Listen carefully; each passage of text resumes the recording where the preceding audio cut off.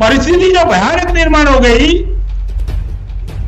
तो आजाद महापुरुषों के संविधान की बदौलत हमें जो पढ़ने लिखने का अधिकार मिला था, इसमें से केवल जो पढ़ने लिखने का अधिकार मिला, 75 साल में केवल 2% लोग ही, सफाई कर्मी जातियों के 2% लोग ही अपनी पुश्तैनी कार्य को छोड़कर दूसरे कार्य कर रहे हैं, केवल 2%। 75 साल में अपना जो पुश्तैनी धंधा था ना बाप दादा का, केवल 2% लोग उसमें से बाहर निकले, वो एजुकेशन की वजह से। और इन समस्याओं के आधार पर निश्चित तौर पर भारत में जितने भी सफाई कर्मियों के ट्रेड यूनियन चल रहे हैं, उनका राष्ट्रव्यापी संकलन और समन्वय समिति बनाएंगे और 6 महीने के अंदर रामलीला मैदान में लाखों की भीड़ इकट्ठा करेंगे।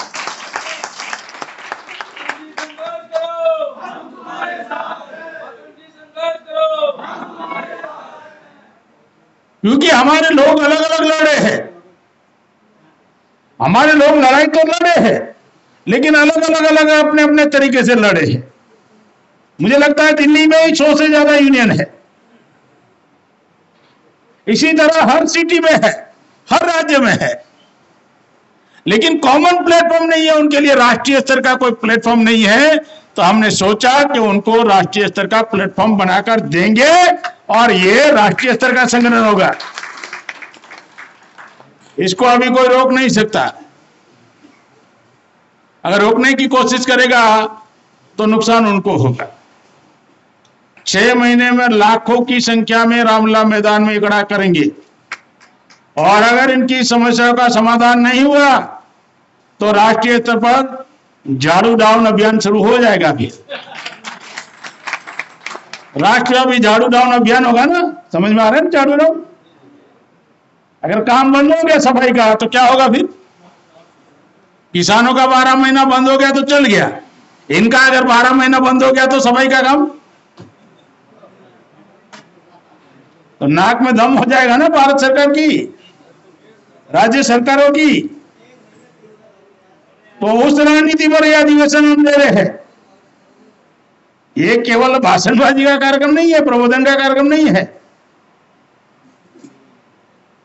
तो ये जो तरीका उन लोगों ने अपनाया है, तो पहला तरीका ये है कि इस सफाई कर्मी जातियों को वो लोग संगठित होने नहीं देना चाहते। हमारे सामने 2 तरीके हैं। एक थियोरेटिकल तरीका है, आप इतिहास समझाते रहो कि हमारे पुरखे कितने महान थे, और एक वर्तमान में हम समस्याओं से कैसे निकल पाए। अगर हम इतिहास पढ़ाते रहेंगे और लोगों की समस्या का समाधान नहीं होगा तो लोग आपसे जुड़ेंगे नहीं। हम इतिहास पढ़ाते रहेंगे और हमारी समस्या बढ़ती जाएगी, तो लोगों को लगता है हमारी समस्या का कोई समाधान तो हो नहीं रहा, ये केवल भाषणबाजी करते रहते हैं। ये हम लोग लगातार वामसेव के माध्यम से लोगों को जगाना चाहते हैं, जागृत करना चाहते हैं। मुझे मालूम है एक जगह मैंने जब कहा था कि हमारा समाज सोया हुआ समाज है, तो उसमें से एक अधिकारी को गुस्सा आ गया था, चौरिया जी अधिकारी को गुस्सा हुआ कि नहीं साहब, हम सोए हुए होते तो हम यहां क्यों आते, हम जागृत लोग हैं। एक अधिकारी ने कहा कि हम जागृत लोग हैं, और एक अनपढ़ आदमी ने कहा, बुजुर्ग आदमी अनपढ़ ने कहा, हम सोए हुए लोग हैं।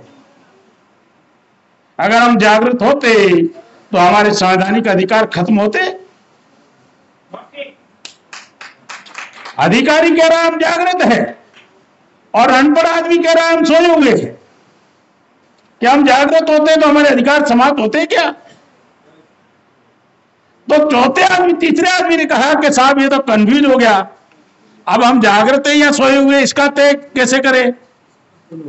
तो चौथे आदमी ने कहा साहब मुझे कुछ बोलना है। मैंने कहा बोलो। बोला जब हमारे स्वार्थ की बात आती है तब हम जाग जाते, वरना हम सो जाते हैं। खुद की स्वार्थ की बात आती है तब जाग जाते हैं। खुद के परिवार की बात आती है, खुद के स्वार्थ की बात आती है, खुद के नेतागिरी की बात आती है तो जागृत हो जाते हैं, अन्यथा हम सो जाते हैं। तो ये जो अनुभव पिछले 35-40 साल से हम करते आए हैं, तो ये बात मुझे समझ में आई कि लोगों की समस्याओं का समाधान नहीं होगा तब तक वो आपसे जुड़ेंगे नहीं। आप उसको लाख कोशिश करो जोड़ने की, तो उसके लिए इंटेलेक्चुअल लोगों की ज्यादा जिम्मेवारी है, पढ़े लिखे लोगों की ज्यादा जिम्मेवारी है, मैं ऐसा मानता हूं। जब तक पढ़ा लिखा वर्ग अपना समाज के प्रति दायित्व नहीं निभाएगा तब तक उनकी समस्याओं का समाधान होने वाला नहीं है। बाबा साहब अम्बेडकर 28 अक्टूबर 1954 में कहते हैं कि किसी जाति का, किसी मनुष्य का, किसी वर्ग, किसी मनुष्य का, किसी जाति का, किसी वर्ग का अगर भविष्य निर्माण करना हो तो 3 चीजें आवश्यक है। 3 चीजें आवश्यक है।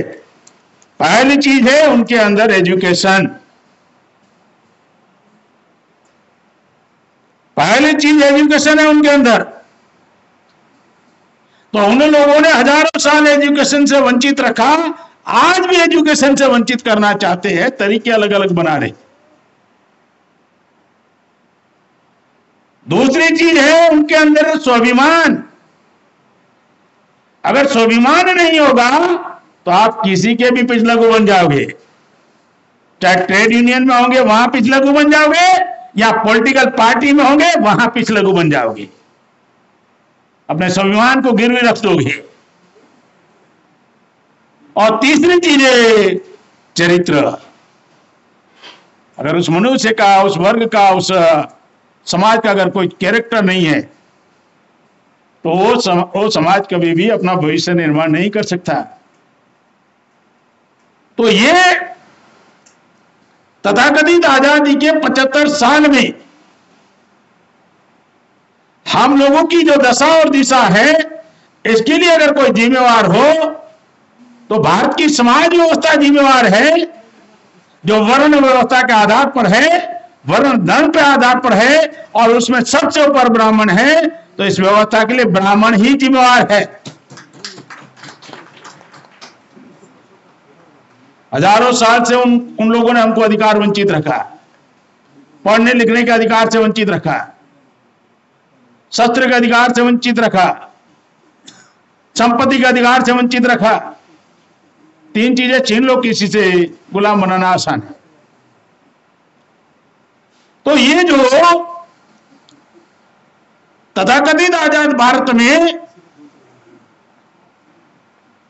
संविधान निर्माण होने के बाद हमारा कुछ परिस्थिति में बदलाव आया है। पूरा अभी संविधान लागू नहीं हुआ, संविधान की सिंगल लाइन लागू नहीं हुई, सिंगल पहली लाइन लागू नहीं हुई कि हम भारत के लोग समता, स्वतंत्रता, बंधुता और न्याय पर आधारित समाज और राष्ट्र का निर्माण करेंगे। हुआ? पूरा संविधान छोड़ो, हम भारत के लोग समता, स्वतंत्रता, बंधुता और न्याय पर आधारित समाज और राष्ट्र का निर्माण करेंगे। हो गया? समानता खत्म हो गई क्या? छुआछूत खत्म हो गया क्या? सिंगल संविधान की लाइन पर अमल नहीं हुआ। पूरा संविधान तो बहुत बाकी है। 75 साल की आजादी में हमारे पढ़े लिखे लोगों को भी मालूम नहीं है। आज 13 लाख लोग सर पर मेला ढोते हैं और उसमें 98% सफाई कर्मी जाति के हैं, और उसमें भी 62% महिला, उनके घर की महिलाएं मेला ढोती है, सफाई का काम करती है। यह है 75 साल की आजादी में हमारी औकात। 13 लाख सफाई कर्मी हैं जो सर पर मेला ढोने के लिए सुप्रीम कोर्ट ने मना किया। 24 अप्रैल 2005 का जजमेंट हुआ है, उसके बावजूद भी सर पर छोड़ो, अंदर उतरना पड़ता है, अंदर उतरना पड़ता है। देखा होगा ना आपने।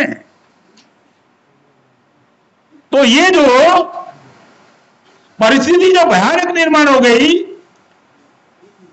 तो आजाद महापुरुष के संविधान की बदौलत हमें जो पढ़ने लिखने का अधिकार मिला था, इसमें से केवल जो पढ़ने लिखने का अधिकार मिला, 75 साल में केवल 2% लोग ही, सफाई कर्मी जातियों के 2% लोग ही अपनी पुश्तैनी